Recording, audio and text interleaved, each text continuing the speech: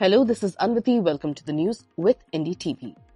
It's Monday, June 16th, and coming up in today's episode, India to begin a long-awaited national caste census in October 2026, starting with Jammu and Kashmir. Multiple international flights disrupted due to technical issues and bomb threat. Iranian commander claims Pakistan would retaliate with nuclear strike if Israel uses nukes on Iran. And China's rare earth export curbs threaten India's EV launches, reports CRISIL. The government of India has announced that the country's next national census, which will be a caste-based census, will begin on October 1st, 2026 in the Union territories of Jammu and Kashmir and Ladakh, along with the states of Himachal Pradesh and Uttarakhand. The rest of the country will follow on from 1st of March 2027.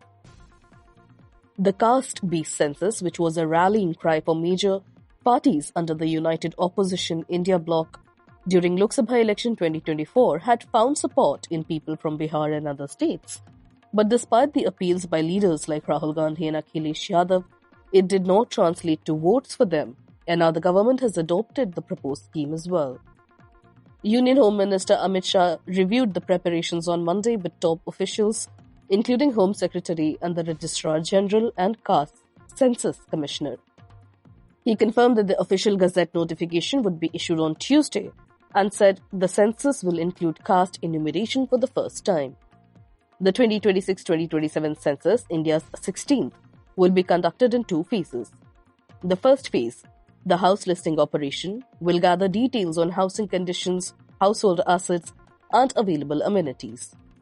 The second phase, population enumeration, will collect individual demographic, cultural, and socio-economic data, including information on religion and caste. This will be India's first digital census, allowing people to self-enumerate using an online system. Around 34 lakh enumerators and supervisors are expected to be involved, supported by approximately 1.3 lakh census officers. The inclusion of caste in the census marks a major shift in the national data collection method. On 30th April this year, the government formally confirmed that data on caste and subcaste would be gathered, including population figures for each group.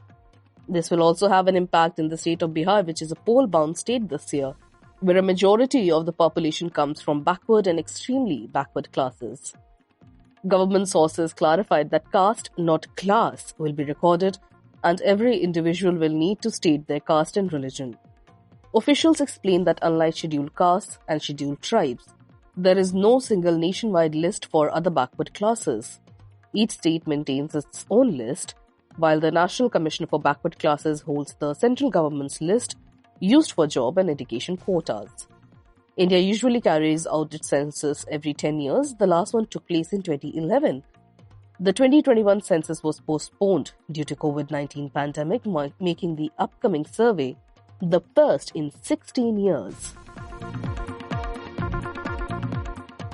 3 separate aviation incidents were reported over the past 2 days, involving flights operated by Air India, Saudi Arabian Airlines, and Lufthansa. All passengers are safe, though flight schedules and travel plans were significantly disrupted, and it became a major cause of concern in the aftermath of the horrific Ahmedabad air crash, where the Boeing flight with carrier Air India crashed, killing almost everyone on board. 241 died, 1 survived. On Monday, an Air India flight bound for Delhi returned to Hong Kong shortly after takeoff due to a suspected technical problem. Flight AI 315, a Boeing 7878 Dreamliner, took off at 12:16 p.m. local time but soon returned back as a precaution. Air India confirmed in a statement, and I'm quoting, "The flight landed safely at Hong Kong and is undergoing checks as a matter of abundant precaution." The aircraft had already faced delay earlier in the day, departing nearly 3.5 hours behind schedule. Quote, "We are providing all necessary on-ground assistance to the passengers to minimize the inconvenience caused by this unforeseen disruption," the airline added. Alternate travel arrangements to Delhi are being made. No injuries were reported. Meanwhile, on Sunday morning, a Saudi Arabian Airlines flight from Jeddah to Lucknow experienced a technical fault upon landing. The passengers reported seeing smoke coming from the left landing gear of the Airbus A330-343. Initial investigations suggest a possible hydraulic leak as the cause of the problem. The flight, again carrying Hajj pilgrims, landed at Lucknow Airport around 6:50 a.m. No injuries were reported and emergency protocols were activated immediately on landing.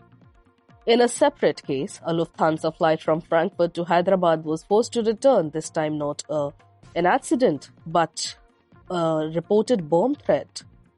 The flight, a Boeing 7879 Dreamliner, had been airborne for nearly 2 hours after departing at 2:14 local time Germany on Sunday. Sources indicated that the threat was received mid-flight. However, Lufthansa later issued a statement saying the return to Frankfurt was due to airline not receiving landing clearance from Hyderabad. The aircraft landed safely and authorities have not confirmed the presence of any explosive device. These incidents come just days after the fatal crash involving Air India Dreamliner 787 in Ahmedabad on 12th of June.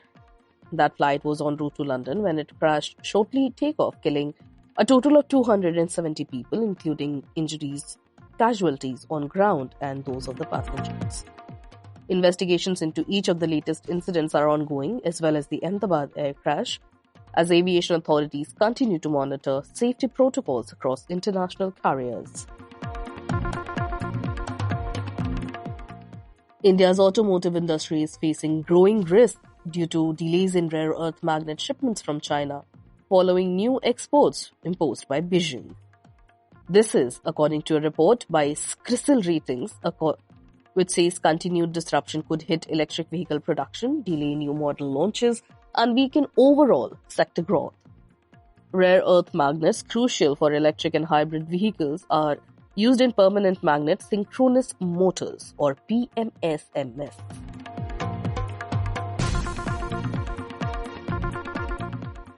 that deliver high torque and efficiency, while internal combustion engines, ICE, rely on them to a lesser extent. They remain vital components in electric power steering. China, which supplies more than 80% of India's rare earth magnet imports, introduced a new export rule in April 2025. These include mandatory export licenses and stricter security of end-use declarations. The process, which now takes a minimum of 45 days, has caused a significant backlog. By end of May 2025, nearly 30 import requests from Indian firms were endorsed by the Indian government. However, no approvals have come from Chinese authorities and no shipments have arrived, the report from CRISIL stated. Anand Sethi, senior director at CRISIL Ratings, said in an interview with ANI, the supply squeeze comes just as the auto sector is preparing for aggressive EV rollouts.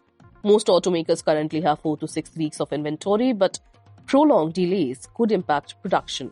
EV model launches may see deferrals or rescheduling from July 2025. Domestic passenger vehicle volumes are expected to grow 2 to 4% in 25-26, with EVs projected to rise by 35 to 40% and electric two-wheelers by 27%, according to CRISIL. However, it warned the ongoing supply issues could affect this momentum. In response, the Indian government and industry players are working on 2 fronts. Short-term efforts including building inventory buffers and sourcing from alternate suppliers. Long-term strategies focus on local rare earth exploration, production and recycling capacity. India's Ministry of External Affairs confirmed that discussions with China are ongoing. Quote, "We are in touch with the Chinese side to bring predictability in supply chains," MEX spokesperson Ranveer Jaiswal said during a weekly briefing, according to an ANI report. Commerce Minister Piyush Goyal, speaking from Switzerland, called China's export curbs a wake-up call and stressed the need for diversified supply chains. He acknowledged the restrictions that could cause short-term challenges for sectors such as automotive and consumer electronics. China currently controls over 90% of world's rare earth magnet production capacity, leaving few alternatives. India has begun dialogue with Central Asian nations to jointly explore rare earth resources.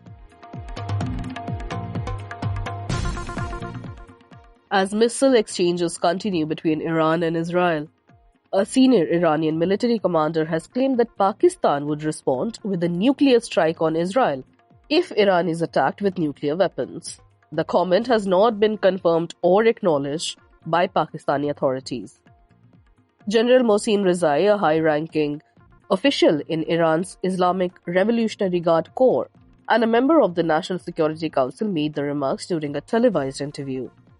He said, and I'm quoting, "Pakistan has assured us that if Israel uses a nuclear bomb on Iran, they will attack Israel with nuclear bomb." He added that Pakistan had voiced support for Iran and called for unity across the Muslim world. So far, 230 people have been reported dead in Iran and 18 in Israel as a result of escalating missile strikes over the recent days, which started when Israel unprovoked attacked Iranian facilities. According to Iran, Iranian projectiles targeted multiple Israeli cities, including Tel Aviv and Jerusalem, in response, and then in counter-response, once again, the Israeli military struck key sites inside Iran, including the so-called command centers used by the Quds Force. Ayatollah Ali Khamenei, Iran's supreme leader, referred to the missile strikes as heavy blows to the Zionists and said life will be definitely bitter for the Zionists in a video message shared publicly. Israel in turn has threatened to escalate further, warning that civilian areas in Tehran may be targeted next. Israeli Defense Minister Israel Katz said, and I'm quoting, "The arrogant dictator from Tehran has become a cowardly murderer. The residents of Tehran will pay the price, and soon." Pakistan has not yet issued any public statement confirming or denying General Rezai's claim. However, Pakistan's Defense Minister Khwaja Asif did post online warning that continued violence in the region could engulf the whole region and beyond. Western patronage of Israel, a rogue state, have catastrophic consequences, he stated verbatim. The United States, meanwhile, has urged restraint. President Donald Trump warned Tehran of serious consequences if the conflict expands to involve US. Both Iran and Israel are continuing military operations against one another. Iranian missiles lit up the night sky over Israeli cities, while Israel claims to have damaged Iran's weapons facilities. The situation remains highly volatile. That's all for today. You were listening to the news with NDTV, your daily newspaper and TV bulletin wrapped in a compact podcast. If you want to catch up with the day's events in a hurry, do remember to subscribe to the news with NDTV on Apple, Spotify and the NDTV News app. This is your host Anviti, signing off.